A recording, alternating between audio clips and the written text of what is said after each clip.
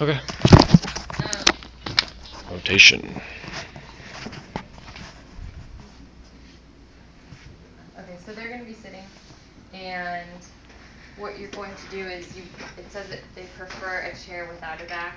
I would probably say without a back and without wheels, maybe. Now, some clinics are very persnickety on this, setting patients on a wheel, because if they fall, then they sue because you put them on an unstable surface. Be, go carefully in that direction. Usually, what works pretty good is those the traction table little things they put your legs on. You can adjust those and set those.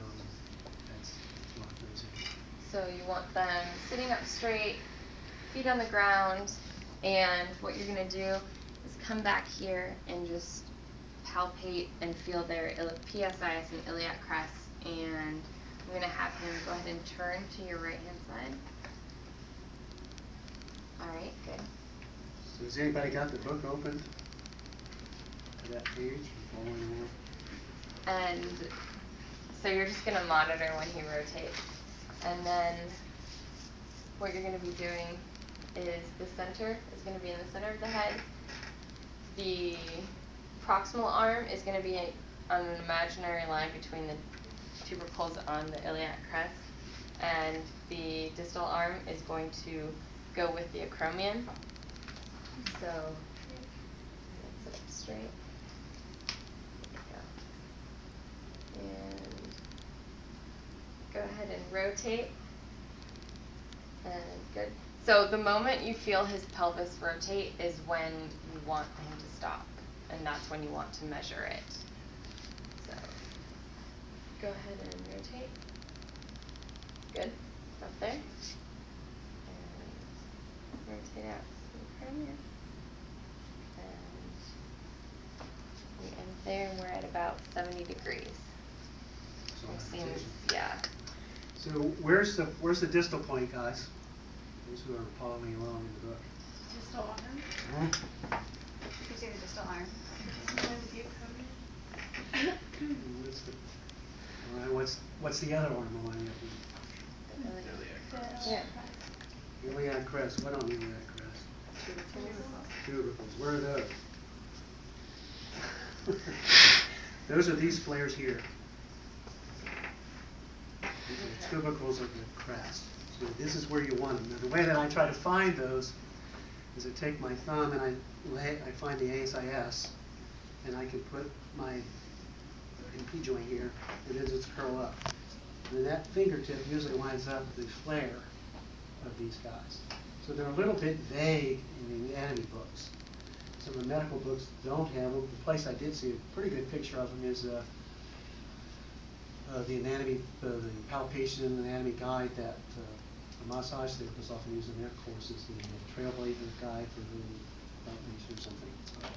So sometimes you can't find it, because I remember Nancy asked me one time, do you know where are those at? And it took me a while to find a couple of pictures of them, but that's where they are. So find your ASIS, just lay your thumb joint there, come up, and just realize they're probably in here. Now then what I do, because that's still kind of vague to me, if they're with it and I can find it on them, so I probably would have, so if I find them, what I like to have them do is, let's see, where's your ASIS? Probably would have done it in standing, but I can get under his here, so I think a thumb width, they're probably right about there. So can you put your thumbs where my thumbs are? Good. And stay tall. And now turn. If I don't think his arms get interfere with his motion, then I can sight this stuff, right? All right? Because he must be recruiting his pelvis at both of them maybe. So go on the bones. That's it. Good. And so I can now line up through those and then through his acromions. Pitch those two lines and get a pretty good measurement.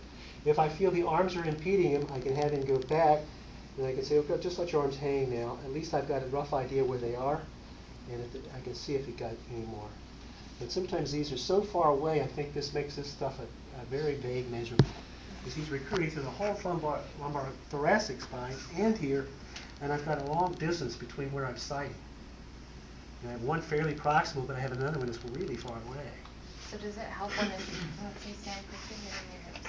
Because that was if I'm coming up above, I still don't see You when I won't- want you- to zero. Yeah, what you'll hopefully be able to do is kind of step off and go, okay, I'm in line with that one, I'm in line with that one, okay, and you'll move. And then, okay. But it just sometimes helps in that way to double check. Plus, the other thing that you can see is when they start to recruit the pelvis, right? This is coming in.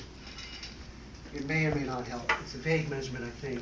One of a research project is looking at trying to find a reliable way to measure trunk rotation, and it really isn't a very good one. Your therapy book will have one where they lay them down a hook line and drop the legs over, and then try to pitch that angle. And then there's kind of, I think it's a German method where we're measuring, where you wrap the tape around and you watch it move. So, and that one seems to be fairly reliable. That may be the better one to use. And then we're comparing it to this one. So, let's see. I think Chris and Ryan got 32 subjects. We haven't run the data yet. We'll see which of those three turned out to be more reliable. But I think that if the one with the tape is going to turn out to be better than this one, and I never see the other one in any other book. Let's see. But there are some problems with it. But at least it's a way to attempt to get that. That's why I think I like side data. It's a little clearer to me than the center is. Plus, trouble here is the seat is moving, so it could be messing us up. So if we had him on a traction table, then we could maybe keep that from happening. All right.